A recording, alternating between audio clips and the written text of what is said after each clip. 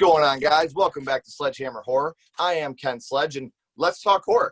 Today, I am super excited to have Chaney Morrow here with me.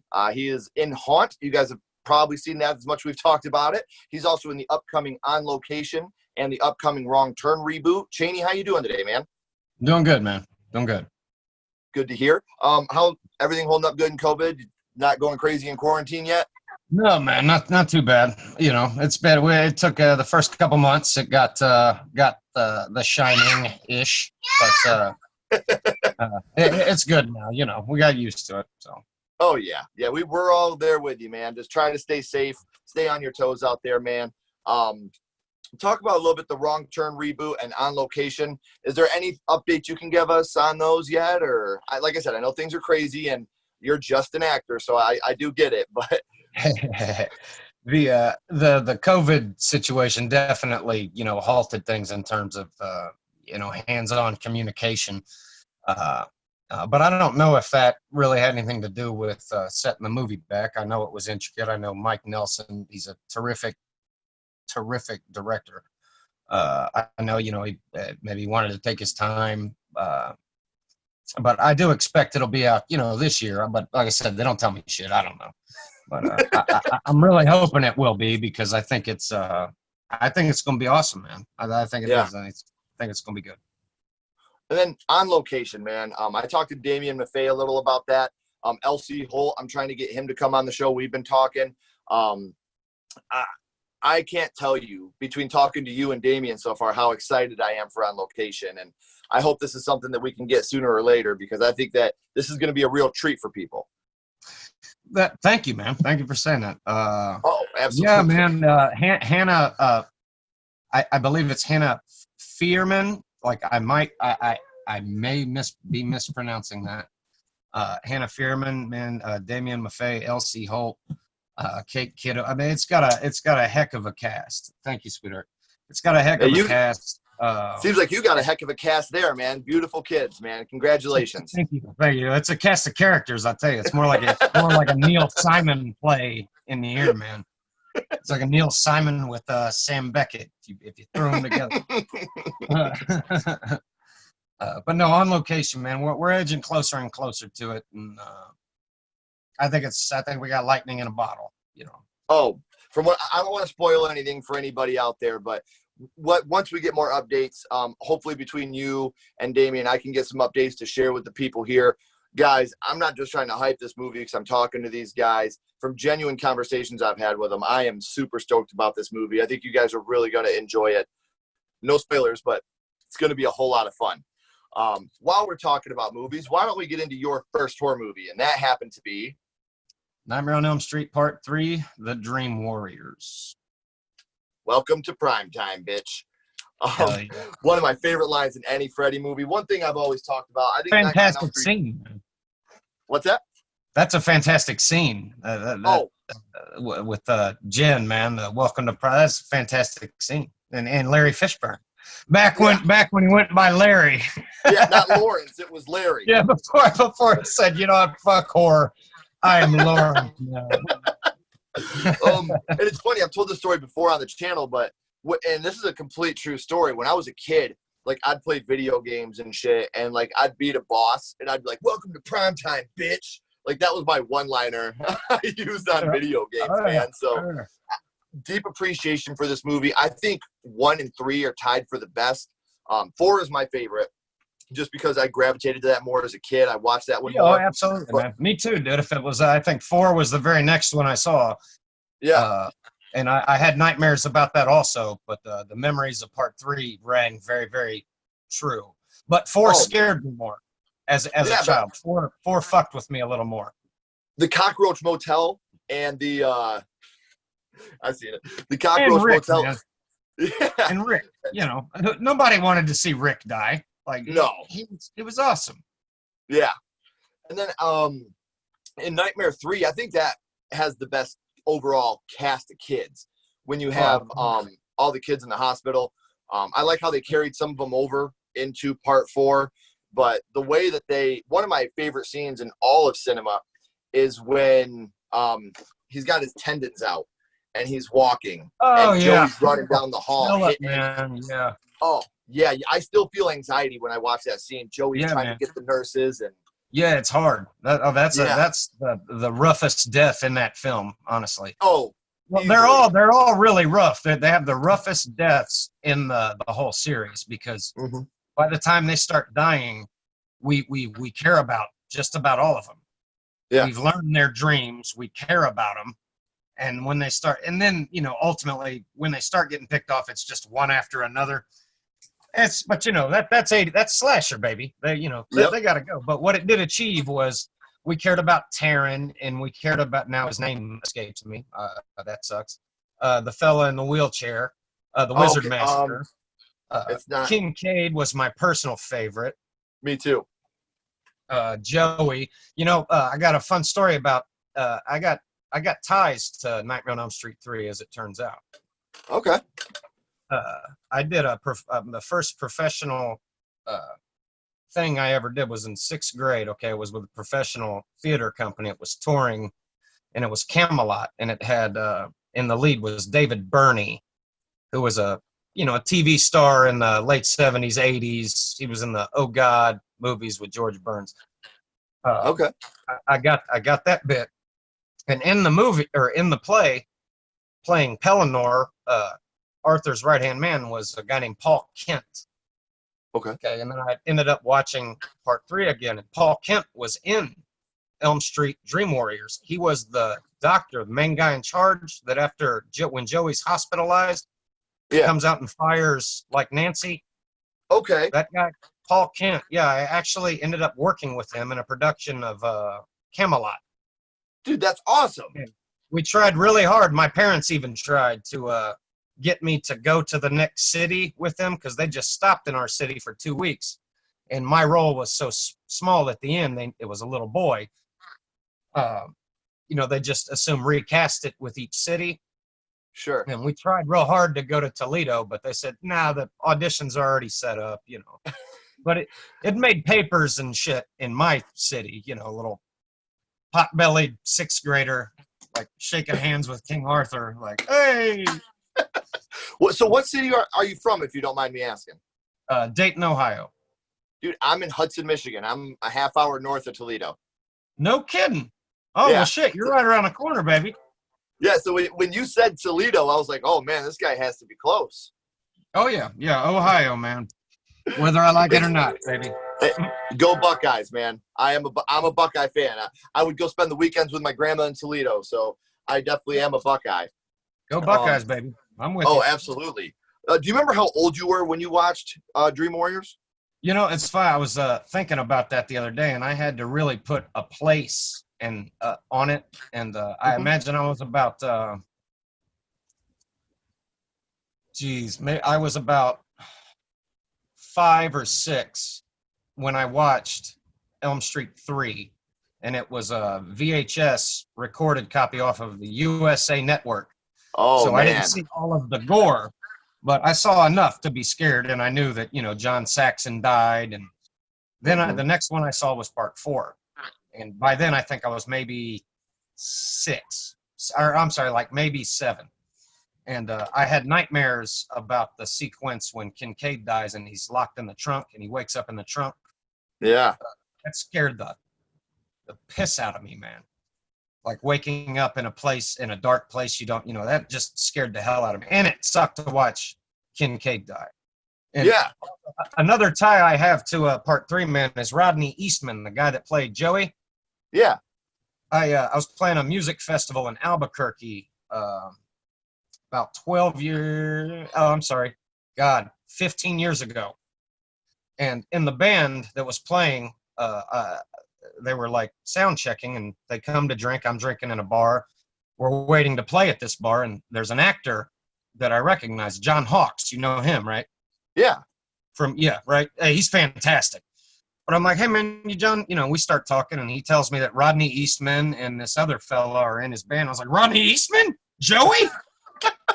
So I went over, got pictures with him and stuff, and the only thing I could think to tell him, man, was like how fucked up it was that they killed him off in part 4. And the way like, they did it, putting him in the waterbed. Yeah, I was like, that sucks, man. Like, I loved you and Kincaid, and they just waste you like that, dude. They Yeah. just And wasted both of them. I actually did a 31 and 31 on the channel if you ever get the time to watch it, where I ranked all the Halloween, Friday the 13th, and Nightmare on Elm Streets from 31 to 1 on my favorites. And Nightmare 4 obviously was my number one. And I put the clip in there of Kincaid when he's like, take that, motherfucker. Oh, yeah. Like me and my cousin said that shit all the time, man. So like I actually put that clip in the review because that's a clip that I grew up watching. And Kincaid, like you said, it beats looking at your ugly face. You know, that guy was awesome in 3 and 4. Loved him, man. It was my favorite. Oh yeah. And it's funny, you used to quote that. Like, what I used to do was the bit where he says, you know, the dog pisses fire, and he comes back, and when the sparks are flying and he's running through that like narrow tunnel of cars, and he's tripping and falling. I used to think that was so dramatic. I was like, man, he can really do that well, man. Like it really looks like he's running, you know. And then he just, it's like it didn't make sense that Kincaid's just gonna take the hand to the gut, man. He was a fighter. Like, he just stood there and took it. I'm like, come on. In part 3, you would have picked his ass up. You know, in part 3, you would have picked him up and thrown him. Like, where was that guy? While we're on part 3, which scene from 3 do you think actually affected you the most?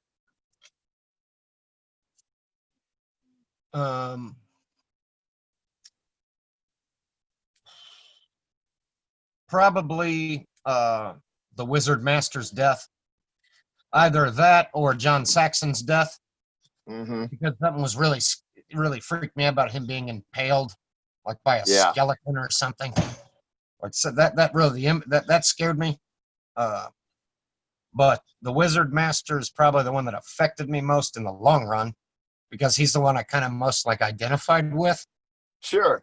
You know, and I love that. My favorite part is that's how you meet them and care about them, is you see who they really are, like in their dreams. Yes. Which is the world that they're trying to survive. And so you see who they are, and it really, builds you into them. You're right, bud. You can't drink out of that Gatorade bottle. Can't be my fault.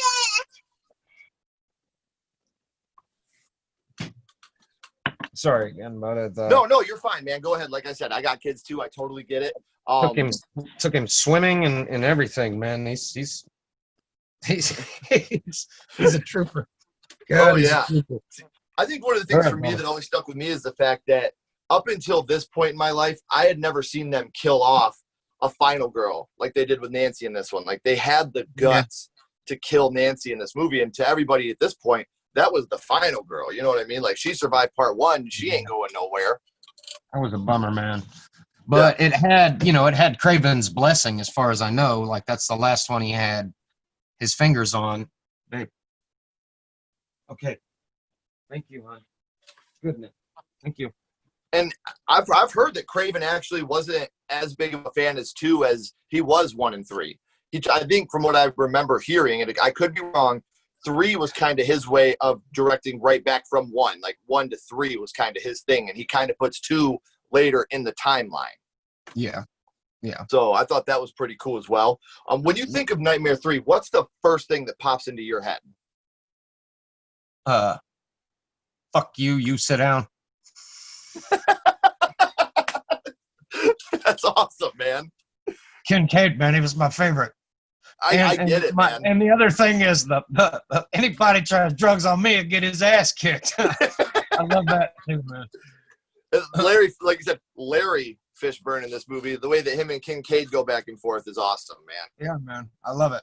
I loved it. Like in Fishburne, I really, I'd have to look at his like the trajectory of the time. I'm not sure why he was in it, but it's one of the showcases that proves that he's not only a hell of a supporting actor, he's also a leading man, so it's nothing he should be ashamed of by any means, because he was excellent.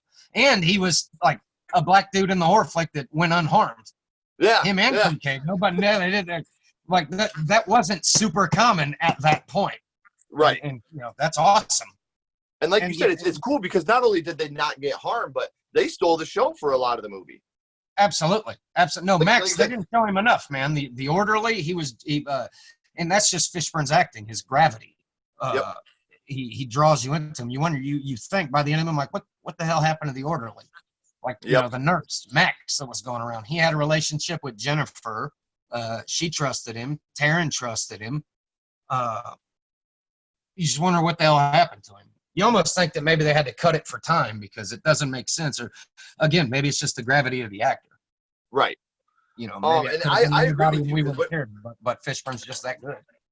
Yeah, I just went back and rewatched this movie recently when I did that 31 on 31, and I was thinking that same thing. Like, man, these two guys really, really stole the show in this movie. And Craig Wasson's really good too. He was great too.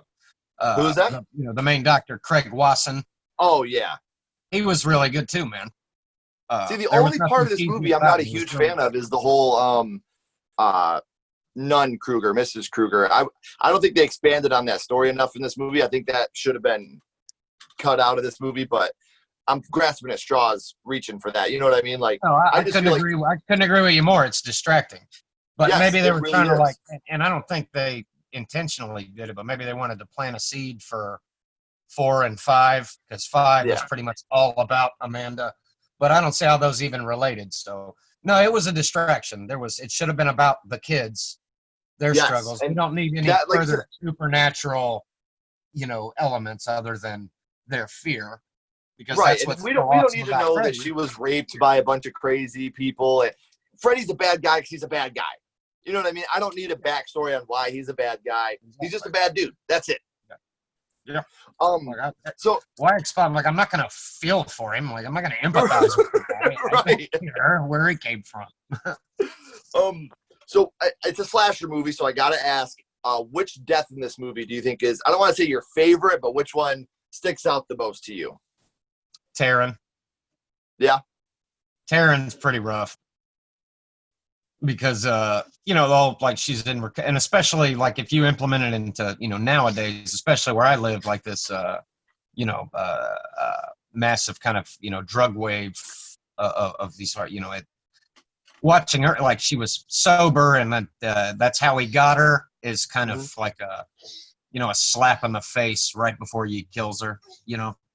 And like I said, I get it because, even the poster, like that's one scene that's always stuck with me when I was picking out a poster when we were doing the episode. I knew that I had to go with that because like you said, it's not only you feel for someone because they're dying, but Freddy's always had a way of getting to people in a way that's affected them the most. Even in 4, the girl that's lifting the weights, it breaks her arms and she gets in the Roach Motel, in this one with breaking the TV, the marionette, but this one he got her with something that she had beaten already. She had beaten this, and then he comes back and takes her right and takes her life with it. So that's one of the ones that you watch, you just feel it in your chest, like, oh man, this is not good. I think Jennifer Rubin played that beautifully because I watched it just yesterday, man, and I watched that death and the Wizard Master, my dude. Their death, I rewound those, and she once she saw the needles, she broke. And she kind of stopped fighting.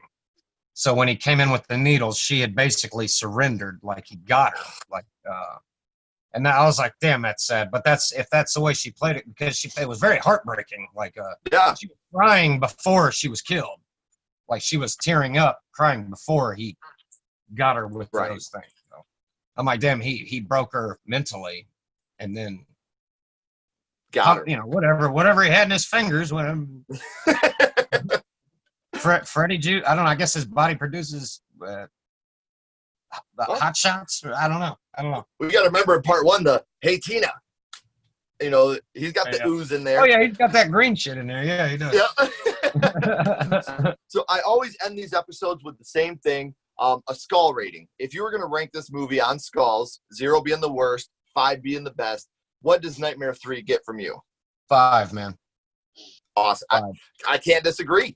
We were talking about drugs and the injection, but I often compare horror movies to drugs. You watch that first one, and then after that, you're always chasing that dragon of trying to get that fear you had from the first one again. And I think that a lot of us, the first horror movie we watched is always going to have between 4 and 5 because it meant that much to us because it's the one that really broke us in. And now you're living the dream. You know, now we got people that may be talking about, maybe if I'm lucky enough to be doing this in 10, 15 years still, I could talk to someone about Haunt or Wrong Turn Reboot and talk about you and how I've talked, you know what I mean? Like, I just had, this episode will be airing on Sunday.